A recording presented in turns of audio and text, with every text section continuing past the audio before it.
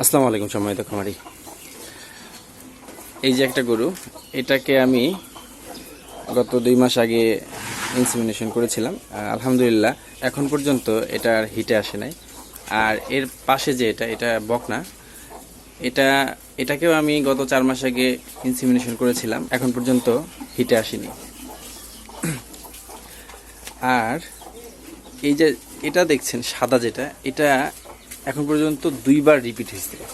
আমি ইনসেমিনেশন করেছি, এবার নিয়ে 2বার হবে আর কি।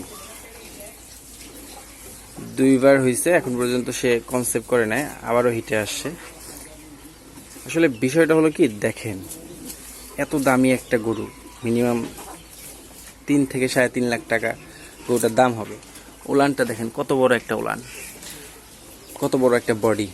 এই যে এটাও কত বড় একটা বডি, কিন্তু দেখেন এরা ঘাস হিসেবে কি দিচ্ছে, হেঁচি শাক। আসলে এইটায় কোনো ধরনের প্রোটিন নেই, বলতে গেলে জাস্ট অল্প পরিমাণে 8 থেকে 7% ফাইবার হবে আমার জানা মতে, এর থেকে বেশি কিছু হবে না।